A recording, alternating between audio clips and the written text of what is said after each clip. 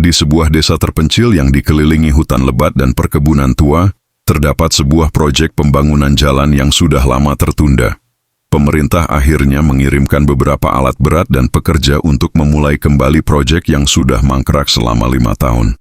Salah satu alat berat yang dibawa adalah sebuah ekskavator besar berwarna kuning tua. Tampak biasa saja, tapi ada sesuatu yang aneh dengan mesin itu. Mesin tersebut berasal dari proyek tambang yang pernah ditutup karena kecelakaan tragis. Konon katanya, operator terakhir ekskavator itu tewas secara misterius saat bekerja di malam hari. Tubuhnya ditemukan remuk di bawah mesin yang sama, meski tidak ada seorang pun yang sedang mengoperasikannya. Namun karena kebutuhan, pihak proyek membawanya kembali untuk dipakai di desa itu. Mereka tidak peduli dengan cerita lama yang dianggap hanya mitos pekerja tambang. Malam pertama, hujan turun deras. Para pekerja sudah istirahat di barak, hanya satu orang yang masih berjaga di pos keamanan. Darto, pria setengah baya yang sudah biasa kerja malam. Sekitar pukul 2 dini hari, Darto mendengar suara mesin menyala. Awalnya ia pikir ada yang iseng, tapi ketika ia keluar, matanya terbelalak. Ekskavator itu menyala sendiri. Lampu depannya menyinari kabut tebal, seperti mata menyala dari monster baja. Ekskavator itu bergerak perlahan, merayap di tanah becek, seolah dikendalikan oleh tangan tak kasat mata. Darto panik dan lari ke barak, tapi saat ia kembali bersama 2 pekerja lain, ekskavator itu sudah mati. Diam. Tak ada jejak ban yang tampak jelas, seolah mesin itu tak pernah bergerak. Keesokan harinya, operator ekskavator, Andi, mengeluh saat menaiki kabin. Ada bau anyir kayak darah, katanya. Ia pikir mungkin ada tikus mati. Tapi begitu menggali lubang pertama, cangkul besi dari lengan ekskavator itu menghantam sesuatu yang keras, peti kayu tua. Mereka pikir itu peti peninggalan zaman Belanda. Saat peti itu dibuka, bukan emas atau harta yang ditemukan, tapi kerangka manusia lengkap dengan pakaian yang telah lapuk. Satu hal yang aneh, ada helm tambang tua masih melekat di tengkoraknya. Di bagian belakang helm itu terukir inisial SW. Andi mendadak mimisan hebat saat itu. Ia menggigil dan mengaku mendengar suara orang mengerang dari dalam lubang yang digalinya. Malamnya, ia mengunci diri di kamar, lalu menghilang. Pagi harinya hanya ada jejak kaki penuh lumpur yang mengarah ke hutan. Setelah itu, satu persatu pekerja mengalami kejadian aneh. Suara mesin menyala sendiri di tengah malam. Cahaya lampu kabin kadang menyorot ke arah barak, seperti ada seseorang yang sedang mengintai mereka dari dalam kabin. Ada yang bersumpah melihat bayangan pria duduk di kursi operator walau kabin kosong. Akhirnya, mandor proyek, Pak Sumarno, yang terkenal skeptis, memutuskan untuk menghentikan pekerjaan malam. Tapi pada malam ke-13, suara raungan mesin terdengar lebih keras dari biasanya. Ekskavator itu bergerak sendiri dengan liar, menghancurkan tenda logistik dan menghantam satu barak pekerja. 2 orang tewas, polisi dipanggil tapi hasil penyelidikan nihil. Tidak ada sidik jari, ekskavator tidak rusak, sistem kendalinya normal. Anehnya, saat diperiksa lebih lanjut, cat di bagian dalam kabin terkelupas, memperlihatkan lapisan cat lama dengan tulisan samar, SW Excavation Tuner 1987. Perusahaan tambang yang sudah bangkrut setelah tragedi maut di lokasi lama. Desas-desus pun muncul. Penduduk desa mengatakan bahwa ekskavator itu telah terikat dengan roh operator pertamanya. Suwarno, pria yang konon dikubur hidup-hidup di lokasi proyek tambang karena dianggap membocorkan rahasia gelap perusahaan tambang tersebut. Ia dianggap tahu tentang kuburan massal para pekerja paksa. Kini ekskavator itu menjadi perpanjangan dendam Suwarno. Ia tak ingin siapapun mengusik tanah tempat ia dibaringkan bersama ratusan korban lainnya. Sejak malam berdarah itu, proyek dihentikan. Ekskavator itu ditinggalkan begitu saja di tepi hutan. Warga menyebutnya penggali kematian. Kadang saat malam sunyi dan kabut turun, suara mesinnya terdengar lagi. Menderu dari kejauhan, walau tak ada tangan yang menyentuh tuasnya. Dan jika kau cukup sial untuk mendekat, kau mungkin akan melihat sesosok bayangan duduk di dalam kabin, menatapmu, dengan mata kosong berlumur darah. Setelah kejadian berdarah itu, ekskavator dibiarkan terbengkalai di ujung lokasi proyek. Sebagian terendam lumpur, dikelilingi rumput liar yang tumbuh cepat, seolah alam pun ingin menelannya kembali. Tak ada yang berani menyentuhnya. Tak satu pun penduduk desa yang berani melintasi jalur itu, bahkan di siang hari. Namun rasa penasaran manusia selalu lebih kuat dari rasa takut. 3 bulan kemudian, datanglah sekelompok pencari barang bekas, atau biasa disebut pemburu rongsokan. Mereka mendengar kabar tentang ekskavator besar yang ditinggalkan, yang nilai besi tuanya bisa mencapai puluhan juta rupiah. Mereka tidak percaya takhayul. Mereka hanya percaya angka. Bagas, pemimpin kelompok itu, tertawa ketika mendengar cerita dari warga desa. Hantu? Itu cuma alasan orang malas. Mesin tua itu pasti masih bisa dijual. Mereka masuk ke lokasi saat menjelang senja, membawa peralatan potong logam. Saat matahari tenggelam dan kabut tipis mulai turun dari balik bukit, mereka memulai pekerjaan. Satu orang memanjat ke kabin, mencoba membuka panel kendali. Yang lain mulai memotong bagian lengan dan bucket besi ekskavator itu. Saat logam pertama terpotong, bau busuk langsung menyengat dari dalam kabin. Seperti bau daging terbakar yang membusuk dalam waktu lama. Salah satu dari mereka langsung muntah. "Lanjutkan saja, sedikit lagi," teriak Bagas, menahan napas. Tiba-tiba, suara radio tua yang tergantung di sisi kabin menyala sendiri. Tidak ada sinyal, tapi terdengar suara seperti napas berat, disusul oleh bisikan, "Jangan usik tanahku." Semua orang membeku. Tiba-tiba mesin ekskavator menyala sendiri, meski kabel utama sudah diputus. Lampu menyala terang, berputar liar seperti mata iblis. Mesin itu bergerak cepat, menghantam satu dari mereka, hingga tubuhnya terpental ke pohon dan remuk. Yang lain lari, tapi tanah di sekitar ekskavator seperti berubah. Berlumpur dalam sekejap, membuat kaki mereka terperangkap. Dari dalam kabin tampak sosok hitam berdarah duduk diam. Wajahnya bukan lagi manusia, matanya bolong, dan dari mulutnya mengalir lumpur hitam pekat. Itu adalah Suwarno, atau lebih tepatnya, yang tersisa dari dirinya. Bagas berteriak histeris saat sosok itu menatapnya. Dalam sekejap, lengan ekskavator menghantam ke arahnya, tapi bukan tubuh Bagas yang hancur.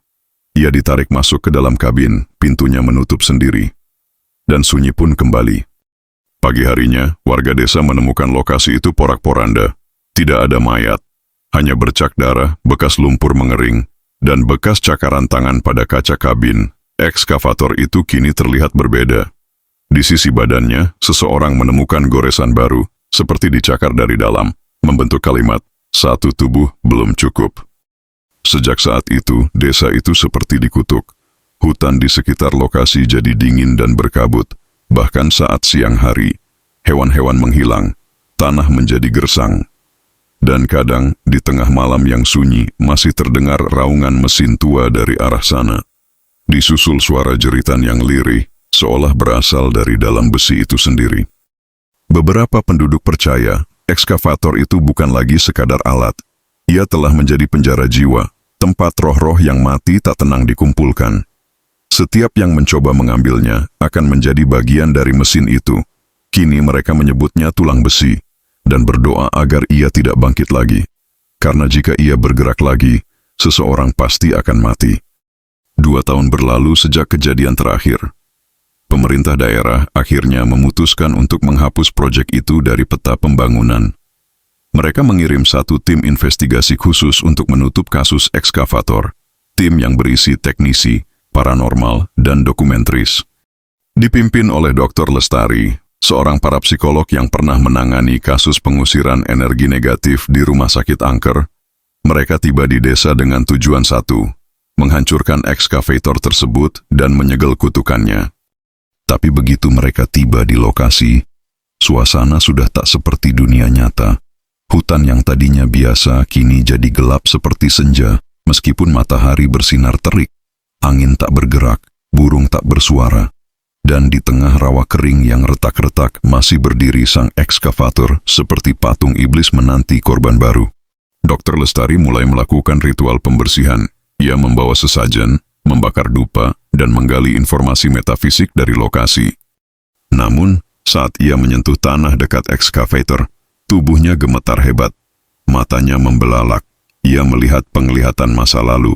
Pekerja tambang dipaksa bekerja sampai mati, dikubur hidup-hidup saat kelelahan atau melawan. Suwarno adalah kepala mandor yang awalnya loyal, hingga ia membocorkan kejahatan perusahaan dan dihukum paling keji. Ditanam hidup-hidup di bawah fondasi ekskavator yang ia operasikan sendiri. Dan saat ekskavator itu terus dipakai, jiwanya tak pernah bebas. Ia menyatu dengan mesin, menjelma jadi makhluk mekanis penuh amarah. Dr. Lestari sadar, ekskavator itu bukan hanya terkutuk, ia hidup. Tiba-tiba, medan elektromagnetik di sekitar lokasi melonjak. Alat-alat perekam mati. Kamera rusak, lampu padam. Dan di tengah kabut yang turun mendadak, terdengar deru mesin menyala. Meski tidak ada bahan bakar, ekskavator itu bangkit. Lengan besinya terangkat perlahan, menatap mereka seperti hewan buas yang lapar. Suara logam saling bergesek mengiringi gerakannya. Dari balik kabin, muncul kabut hitam berbentuk manusia dengan wajah penuh luka. Satu persatu anggota tim berteriak. Mereka melihat sosok-sosok lain, bukan hanya Suwarno. Jiwa-jiwa para pekerja tambang yang dikubur. Mereka merangkak keluar dari tanah dengan tubuh membusuk, mata putih, dan mulut yang terus menggumamkan satu kalimat. Ganti, ganti, ganti jiwa. Ekskavator itu bergerak liar. Satu teknisi tertangkap oleh lengan mesin, dilempar ke udara dan menghilang dalam kabut. Dr. Lestari mencoba melanjutkan ritual terakhirnya, membakar tali pengikat jiwa sambil membaca mantra kuno pelindung. Namun Suwarno muncul di hadapannya, tidak sebagai manusia, tetapi sesosok bayangan mesin dan tulang. Matanya memancarkan cahaya merah membara. Mereka tak akan pergi sebelum aku bebas. Gumamnya dengan suara berat seperti besi digerus. Dengan sisa keberaniannya, Lestari membacakan kalimat terakhir dari ritual pengurungan, mengutuk mesin itu untuk tertidur selama 1000 tahun, kecuali jika darah pengkhianat dibangkitkan kembali. Terjadi ledakan cahaya.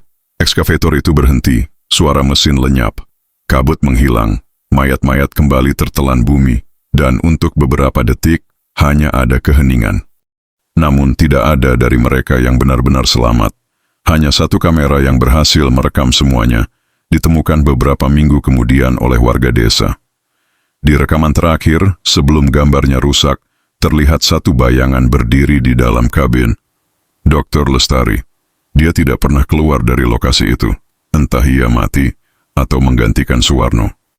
Kini ekskavator itu tak lagi menyala, tapi di malam Jumat Kliwon, para warga bersumpah mereka melihat lampu menyala sebentar, hanya beberapa detik, seperti ada yang mencoba menghidupkannya kembali, karena dalam catatan ritual kuno tertulis jelas.